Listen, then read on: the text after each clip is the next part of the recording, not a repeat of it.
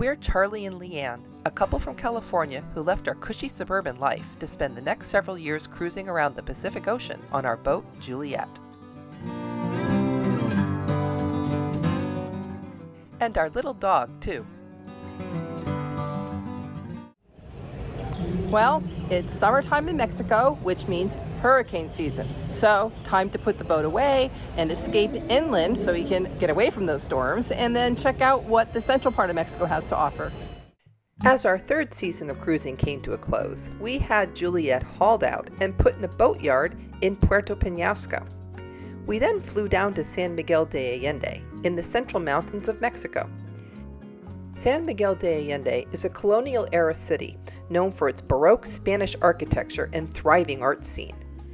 In the city's historic cobblestone center lies the neo-Gothic church Parroquia de San Miguel Archangel, whose dramatic pink towers rise above the main plaza. It's a charming city with numerous old churches and Gothic towers and domes, all within easy walking distance of the city center.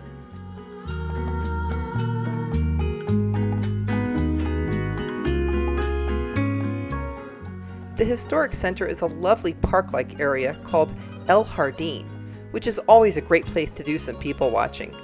We spent a month here last summer too, although this summer it definitely seems more crowded than we remember. This city is also known for its thriving art scene, particularly its stunning murals.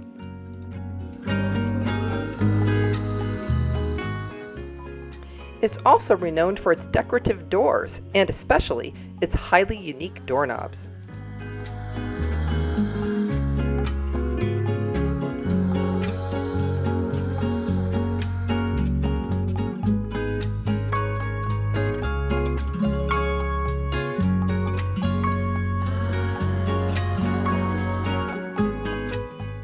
One day, I was out for my usual morning run, and I heard loud drums coming from the main street.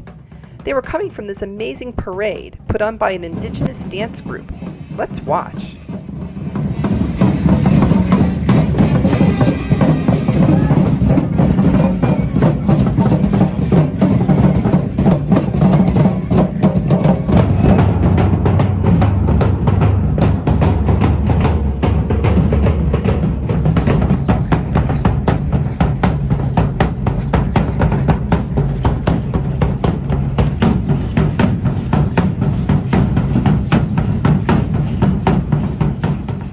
And then, that afternoon, Charlie and I heard music right in front of our house. It was another parade, apparently due to some important holy day in the parish. It was wild! The costumes, the dancing, the energy. I've never seen anything like it.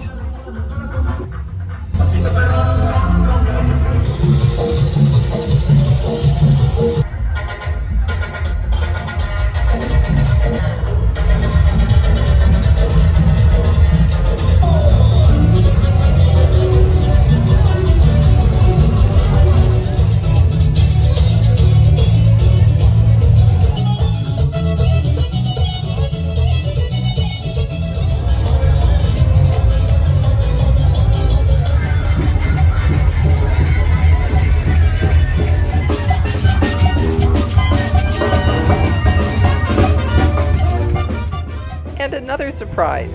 On a night with dark thunderclouds overhead, we walked into town and, well, I'll let you see for yourself.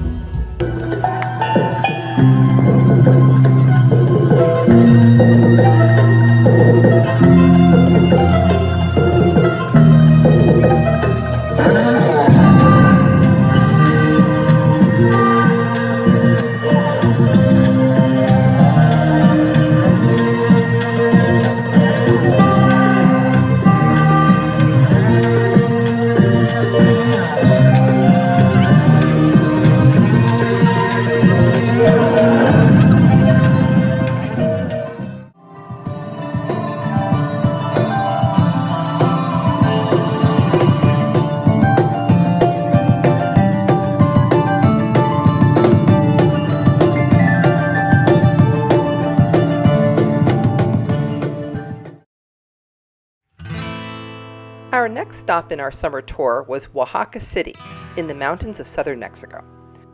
Oaxaca is another city with a rich colonial past. More spread out than San Miguel, it's still a very walkable city with colorful streets. It has something like 36 different churches, cathedrals, and even a basilica. Some of them are very old, all with spectacular facades.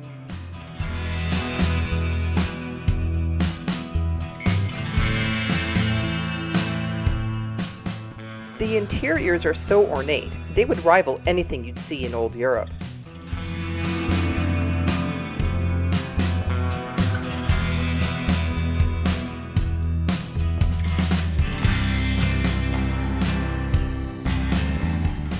The street murals are much edgier here, with a distinct focus on Dia de los Muertos.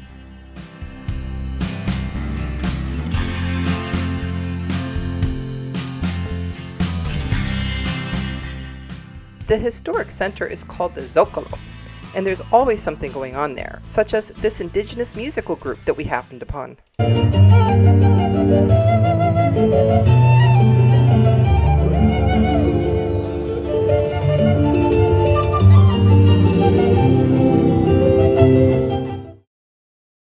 Oaxaca is considered the culinary capital of Mexico, and after spending some time here, we have to agree.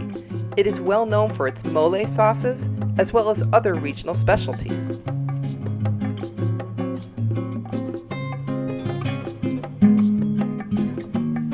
What the heck is that, Charlie? Talayuda.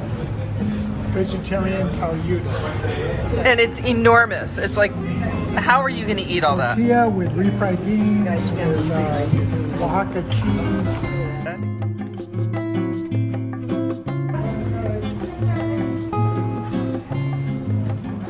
We love this restaurant. It's completely vegan, using all locally sourced ingredients.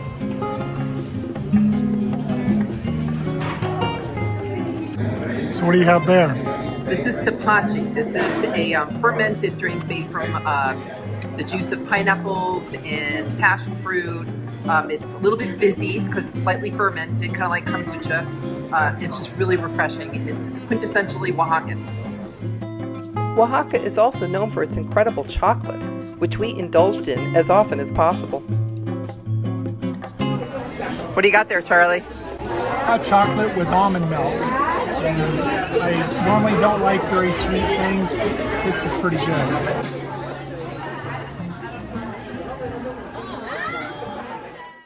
The Oaxaca street food scene was captured in an episode of the Netflix series Street Food Latin America. The first featured place is called Doña Bale, which is famous for its mamelas, which are cooked on a traditional clay oven called a comal.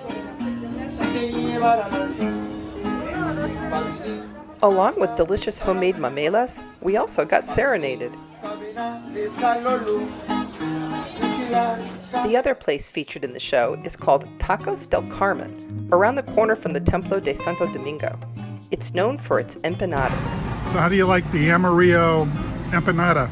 It's very good. It's different than I was expecting. It's got a mole sauce. It's a yellow mole sauce. A mole sauce that I'm used to usually has a chocolatey flavor. This has more of a cumin chili kind of flavor, but it's really flavorful. This place where we got it was featured on the Netflix show Street Food Latin America, and so we really wanted to try it. But yeah, I like it, and I like the chorizo taco a lot too.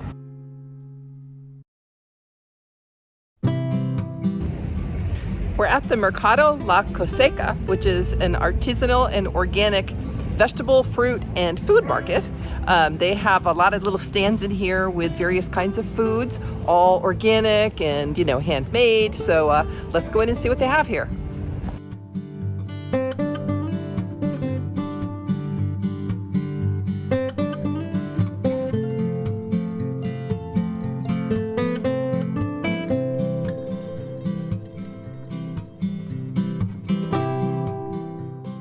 One of the best markets in Oaxaca is the Mercado de Benito Juarez.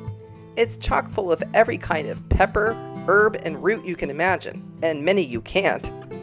The meat section definitely does not look like your usual American grocery store. No plastic wrap here. And I've never seen so many hats in my life. You often see embroidered clothing in Mexico, but much of it is made by machine. Not here. And of course, I had to get myself something. On to the next market, called Mercado de Abastos, which had another big meat section. You always know you're in Mexico when you see hanging pig heads and gaping chickens. This market was a produce extravaganza with every kind of vegetable and fruit, including many I didn't recognize.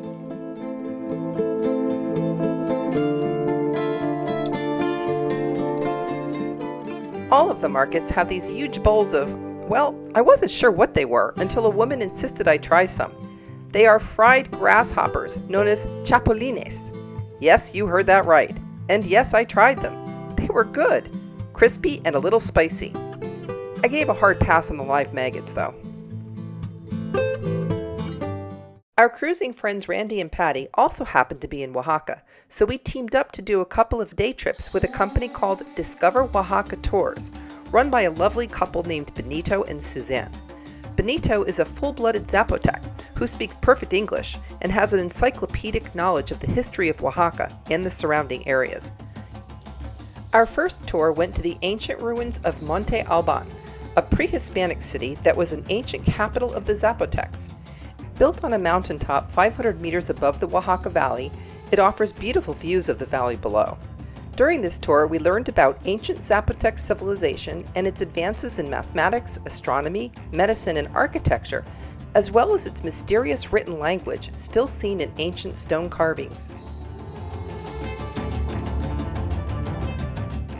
Monte Alban reached its peak between 500 BC and 800 AD with about 35,000 inhabitants.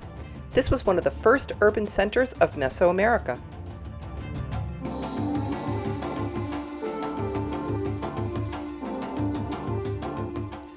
Our next stop was Cuilapan, where we visited an unfinished Dominican monastery of impressive proportions that today houses a museum and church in use by the local community. On another day, we visited El Arbol de Tule, or the Tree of Tule. This is an enormous tree located in the town center of Santa Maria del Tule. This is the biggest tree in Latin America, I believe I read. And I just learned that if you do the entire circumference, I mean, it's very, curvy, but if you actually take a tape and do the entire circumference, it's 210 feet around. This thing is enormous. I haven't seen a tree this big since I went up to the sequoias in Northern California. Our next stop was the archaeological ruins at Mitla, which is one of the most important centers of the Zapotec culture. Mitla is unique among Mesoamerican sites because of its elaborate and intricate carvings and geometric designs that cover tombs, panels, and even entire walls. Remember that we mentioned that during the pre-classic, the Olmecas, these people, the pioneers, all these people were setting up the building blocks of what later would be known as Mesoamerica. They're using this Stone Age technology, so to speak. If you look at the joints, how precise and tight.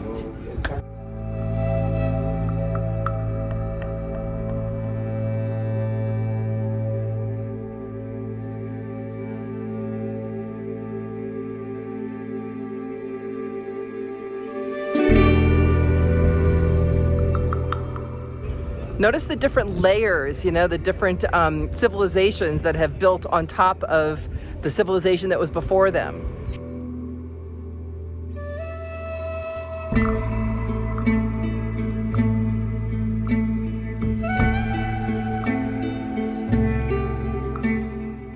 Today, I'm dressed just like you. I speak Spanish. I do most of what other people do. Same thing. We celebrate Christmas, New Year's Eve. See? We're Catholic, especially. All these civilizations, they going out of their limits and they conquering people. And the Toltecs from central Mexico go up to the Yucatan Peninsula and they conquer the Maya people of the Yucatan Peninsula. And a little bit after, The cherry of the cake would be the Azteca Empire. Hold it up, Charlie. Come on, you can do it. That's a strong man. Yeah, no running jumps. Jesus, if you fall right now, that would be bad. You made it! After leaving Mitla, we drove through farming communities and past fields of agave and rustic mezcal distilleries, on our way to the most impressive sight we've seen yet, Hierbe el Agua. Located high up in the mountains in a very isolated region overlooking rolling hills and oak forests, this site is also known as the Petrified Waterfalls. It's a series of natural springs and thermal pools that, over the centuries, have calcified and created mineral flows that look like cascades of water, but they aren't. There are also natural pools that you're allowed to swim in.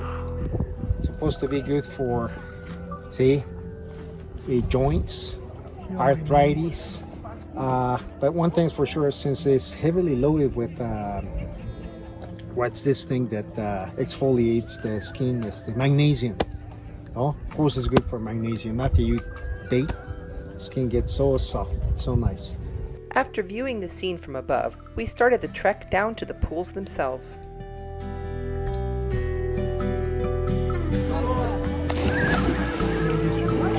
Yes.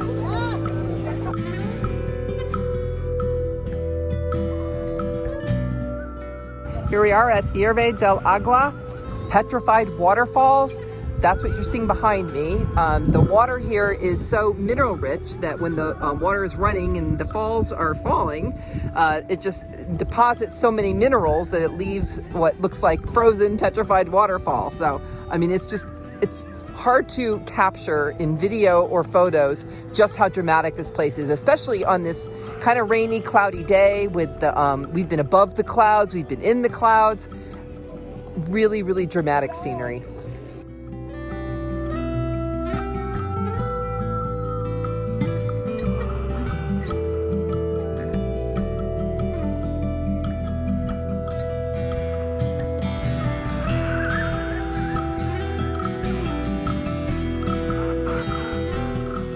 The water is very comfortable. If it was not rainy, if it was a little warmer, I would totally want to put my bathing suit on and go in.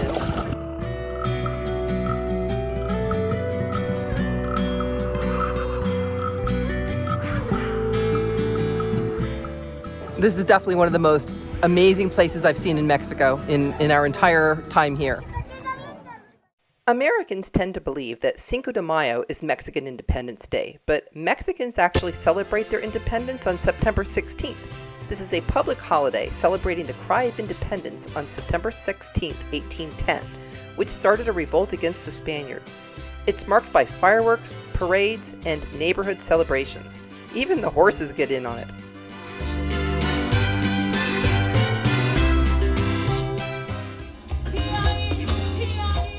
In the downtown Zocalo, there were stage performances. Everybody was having a great time. Even Charlie.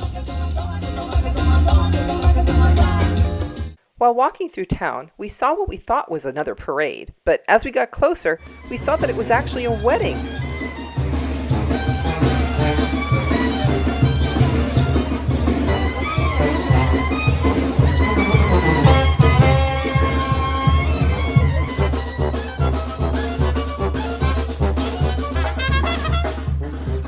We felt so blessed to be able to witness this. Art in Oaxaca is very different from other parts of Mexico. You never know what you might see walking down the street.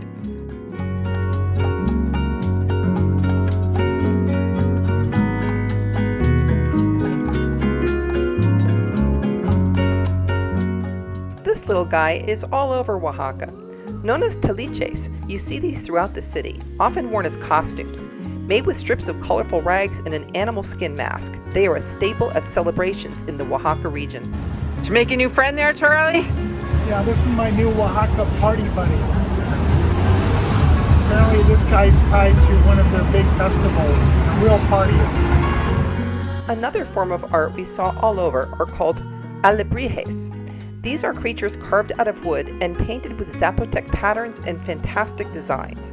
These colorful, one-of-a-kind carvings are handmade using wood of the copal tree, which is grown in the surrounding fields of the towns, and is considered a sacred tree which only grows in the region of Oaxaca.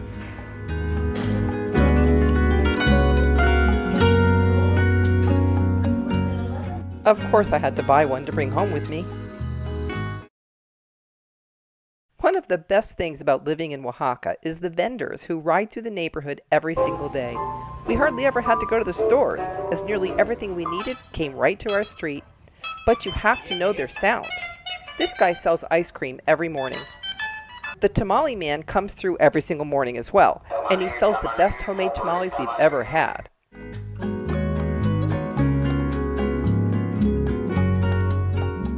The cheese guy drives by once a day, as do vegetable carts, water sellers, and even a knife sharpener. This is the recycle truck, and you have to listen for the bells of the garbage truck so you know when to bring out your trash. And one of the most common sounds in Oaxaca is the rain, which comes like clockwork nearly every day at 2 p.m. Well, our summer is almost over, and next week we are headed back to Puerto Peñasco, where Juliet is currently sitting shrink-wrapped in the boatyard. But I will continue to put out videos. I still have a ton of footage from last season that I haven't edited yet, so keep coming back. And be sure to click that subscribe button and leave us a comment. Thanks for watching.